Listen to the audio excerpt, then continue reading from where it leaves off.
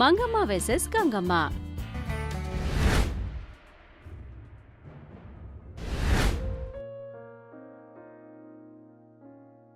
கையும் காலும் பக்கம் போய் கீழே விழுந்து கிடக்குற அப்பாவை பார்த்த வாசந்தி, அப்பா அப்பா அப்பா எந்திரிங்கப்பா இன்னும் அழுதுட்டே இருந்தா. அது எதுவுமே கண்டுக்காம சுசீலா அங்கிருந்து அவங்க ரூமுக்கு போயிட்டாங்க.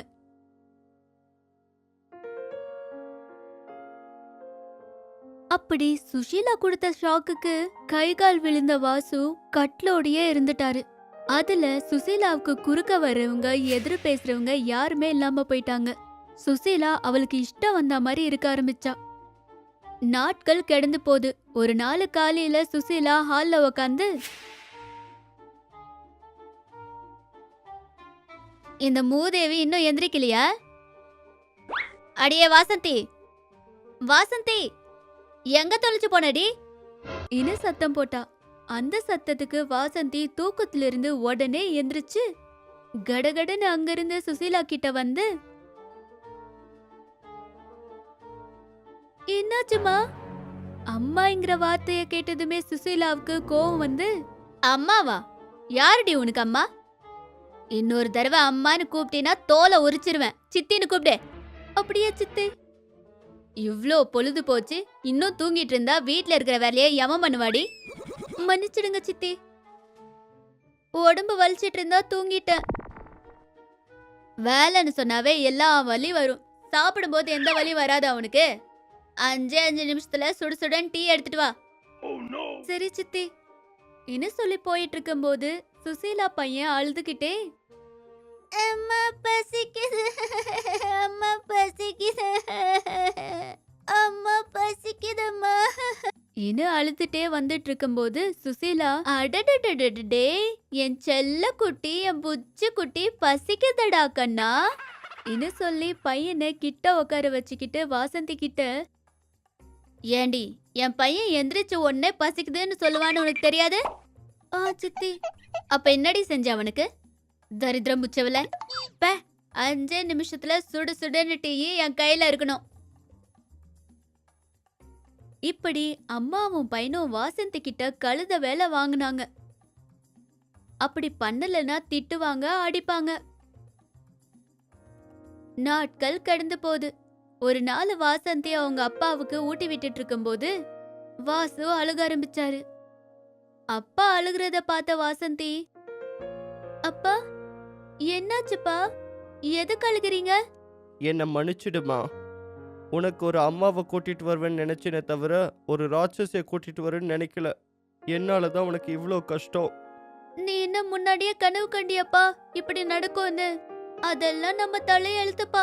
நீ சாப்பிட்டு, மறுபடியும் சித்தி பார்த்தாங்கன்னா திட்டுவாங்க இன்னு சொல்லி ஊட்டிட்டு இருக்கும்போது சுசீலா அங்க வந்து அவங்கள பார்த்து, என்ன அப்பனும் பொண்ணும் 2 பேரும் சேர்ந்து என்னை பத்தி ஏதோ பிளான் பண்றீங்க போல. அதை கேட்டதுமே 2 பேருமே பயந்து ஒரே தடவையா சுசீலா பக்கம் திரும்பி, ஒன்னும் இல்ல சித்தி, அப்பாவுக்கு சாப்பாடு ஊட்டிட்டு இருக்கேன். நீங்க உங்க அப்பனுக்கு சாப்பாடு ஊட்டிட்டு இருந்தா துணி யாரு துவைப்பாங்கடி? அப்பாவுக்கு ஊட்டி விட்டதுமே வந்து துவைச்சிடுற சித்தி. ஒரு வேளை சாப்பிடலன்னா உங்க அப்பா ஒன்னு செத்து போக மாட்டான். முதல்ல போய் துணி துவைப்போம், மழை வர மாதிரி இருக்கு. ஆனா வாசந்தி அங்கிருந்து கிளம்பாம அப்பா மூஞ்சியும் சுசீலா மூஞ்சியும் பாத்துக்கிட்டு இருந்தா.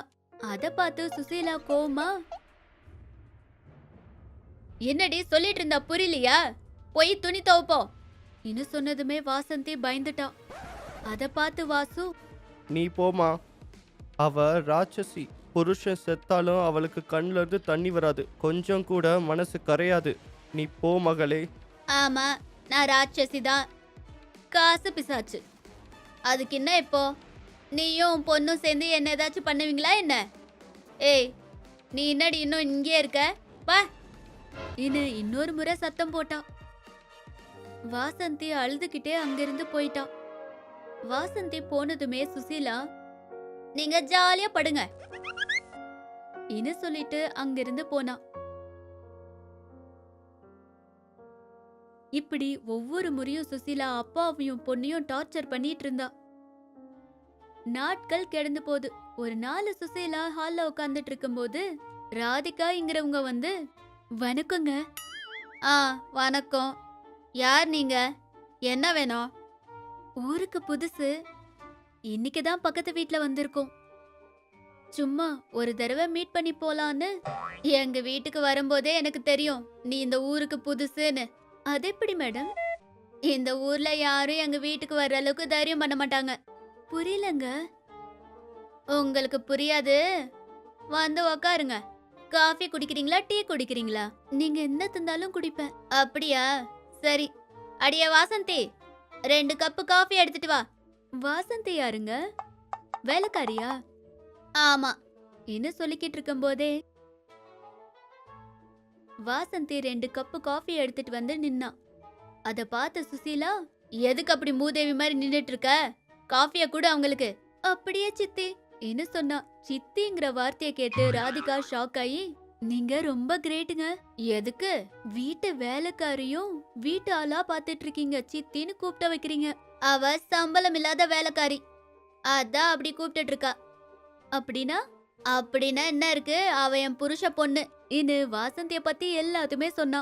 எல்லாத்தையும் கேட்ட ராதிகா, அப்படின்னா பொண்ணு கிட்ட வேலைய சொல்லிட்டு நீங்க ஹாயா இருக்கீங்களா? அந்த வார்த்தைய கேட்டதுமே சுசீலாவுக்கு எங்கில்லாத கோவம் வந்துச்சு. உட்கார்ந்து இந்த சுசீலா எந்திரிச்சு வாசந்திய ஒன்னு ஓடி அடிச்சு, வீட்டுக்கு யாராச்சும் புதாளுங்க வந்தா உன்னை சித்தி கித்தின்னு கூப்பிடாம இருன்னு எத்தனை தடவை உனக்கு சொல்றது? வந்தவங்களுக்கு நான் ராட்சசி உன்னை இம்சிக்கிறேன்னு சொல்லிட்டு ஹிண்ட் குடுக்கறதுக்கா இது மாதிரி பண்ற? இல்ல சித்தி. மறுபடியும் சித்தி கொன்றுவேன். கரும முடிச்சவள பாத்து பக்கம் இன்னும் சத்தமா சொன்னா. வாசந்தி அழுதுகிட்டே அங்கிருந்து போயிட்டா. அவ போனதுமே உட்கார்ந்து இந்த ராதிகா பயத்துல எந்திரிச்சு, சரிங்க நான் போயிட்டு வரேன்.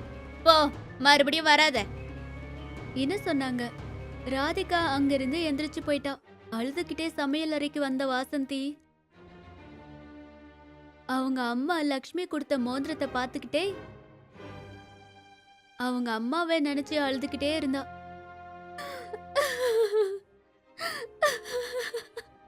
அம்மா, எதுக்குமா என்ன விட்டுட்டு போன?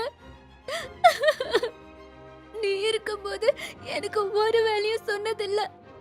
கேட்டது எல்லாத்தையுமே செஞ்சு வைப்ப. ஒரு நொடியில என்ன எவ்வளவு செல்லமா பாத்துக்கிட்டம்மா.